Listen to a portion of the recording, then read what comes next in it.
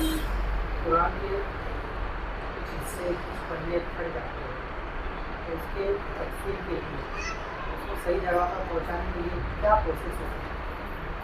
मैं अब्दुर्रहमान इब्न मौलाना अब्दुल बारी कासमी रहमतुल्लाह अलैह गुज़िश्ता 20 सालों से बड़ा कब्रस्तान के जनाज़ा हाल में पूरे शहर के और उसी के साथ साथ अतराफ़ के शहर जैसे धुलिया है, नासिक ज़िला है और अहमदनगर ज़िला, इसी तरीके से पाचोरा, इन तमाम जलगांव ज़िला के तमाम कुरान शरीफ के फटे पुराने औराक, इसी तरह हदीस शरीफ के ऐसे औराक जो बिल्कुल बोसीदा हो जाते थे, उनको जमा कर कर उनको शॉर्टिंग किया जाता था और शॉर्टिंग करने के बाद उसकी तदफीन का काम किया जाता है।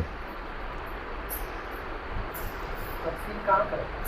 ये तदफीन का काम फ़िलहाल गुलबर्गा के करीब उमनाबाद है, वहाँ पर होता है।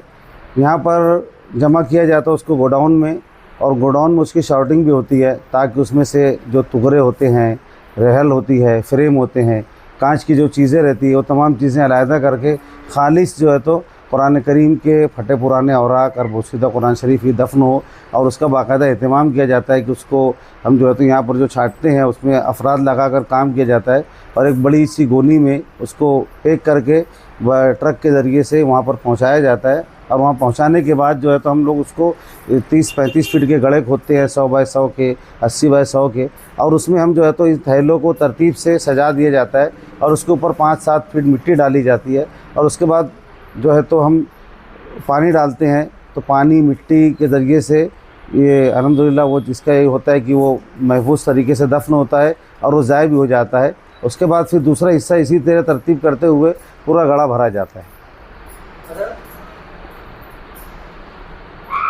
मालेगांव महानगर पालिका महासभा में खालिद हाजी ने एक विषय रखा था कि यहाँ पर गुलबर्गा में जिस तरह का कब्रिस्तान है, वो कब्रिस्तान यहाँ मालेगांव शहर में होना चाहिए। उसको मंजूरी भी दी गई और आपके वालिद मोहतरम का नाम उसको दिया जाना चाहिए। क्या कहेंगे आप?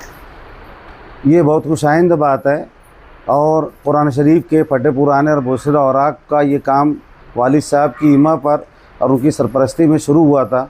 उन्होंने इस बात का इजहार भी किया था कि कब्रिस्तान में जगह जगह कुरान शरीफ के औराक पड़े हुए रहते थे, बेहुरमती होती थी। उन्होंने उसको यकजा करके जनाजा हाल में जमा करवाया, और उसके बाद आगे के काम मेरे ज़रिए से हुआ, और एक पूरी टीम है यहाँ से लेके मुंबई तक, वो पूरा काम करती है अल्हम्दुलिल्लाह। और ये जो महासभा में जो खालिद हाजी साहब ने एक विषय पेश किया है कि इस काम को इस शहर मालेगांव में होना चाहिए, हम खालिद हाजी के बेहद ममनून हैं।